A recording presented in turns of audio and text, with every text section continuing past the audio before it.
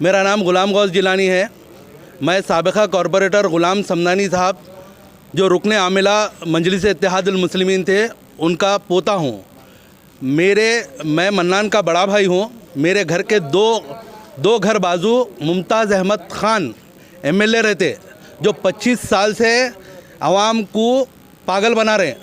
इससे पहले जो झगड़ा हुआ था वो झगड़े के मुनसब में आके अभी मैं घर के नीचे बैठा हुआ था, मेरे को आके अननेसेसरी पछड़ा मार के ये बोले कि तू मेरे को सलाम नहीं कर रहा।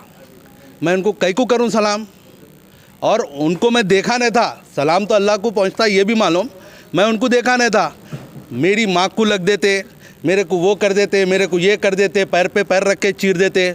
उनके भतीजे बोल रहे हैं कि गोलियां मार देते।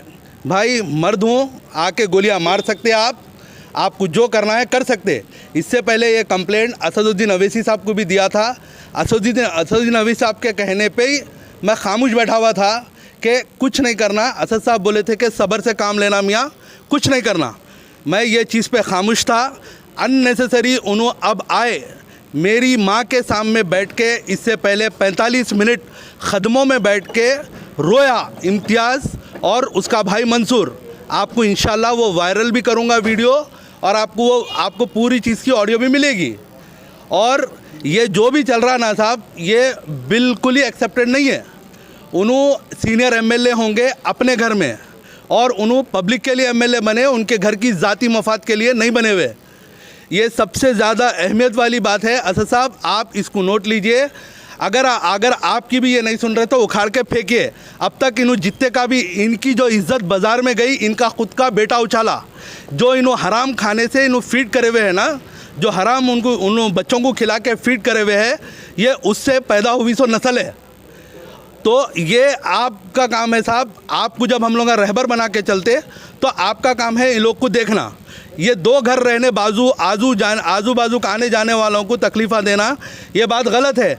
उनको सलाम करना, कोई उन्हों खुदा नहीं है और ना उनको मैं कुछ समझता हूँ। मेरे लिए उन्होंने पैर की जूती है। ये करने की असल वजह क्या? असल वजह कुछ भी नहीं है। मन्नान की जो वायरल हुई थी रिकॉर्डिंग, जिसमें इम्तियाज़ उन जो गालियोलॉजी एक्सपर्ट जो थे ना, उनके बेटे, उसके लिए करे। उन्होंने जो वायरल हुई थी, उनकी बदनामी जो हुई ना, उससे करे। अब जो आदमी हराम का खाएंगा उन्हें ऐसी करेंगा। वो तो ये वही चीज़ था, वो आपके भाई के साथ में था, लेकिन आपके ऊपर दुश्मनी निकालने का मेरे ऊपर इसीलिए करे। मैं जाके असद साहब को इससे पहले बोला था, देखो भाई एक चीज़ के एमपी रहते, जब सदर है पार्टी का, तो मेरा काम है उनके सामने ये चीज़ रखना। मैं उनके सामने ये चीज़ रखा था। मेरे को जो चीज़ उन्होंने तयक़ुन दिए थे मैं वो चीज़ करा। सब्र रखो बोले सब्र रखा। लेकिन अब ये चीज़ अनटॉलरेबल है। ये कोई भी चीज़ को एक्सेप्ट नहीं कर सकते। अब चाहे इसको आप लोग नेगेटिव वे में लो या पॉजिटिव वे में लो। तो ये झगड़ा कहाँ पर हुआ है? चार मीनार बस स्टॉप में, मेरे घर के नीचे। चार मीनार बस स्टॉप में उनके घर के बाहर उन्होंने आए, मैं बैठा हुआ था वहाँ पर। उन्होंने गाड़ी रख के आके पैदल आए वापस, दो गनमैनों के साथ में आए, आके करे। उन्होंने 25 साल से एमएलए हूँ, 25 साल से एमएलए हूँ, 50 बार ये चीज़ बोले उन्होंने।